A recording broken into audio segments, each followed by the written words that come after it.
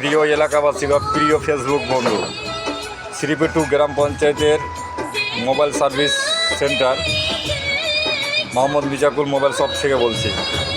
আপনাদের যে কোনো কোম্পানির সিম যে আছে সে সিমটিকে যদি এয়ারটেলে পোর্ট করেন 1 মাসের নেট কল ফ্রি পাবেন।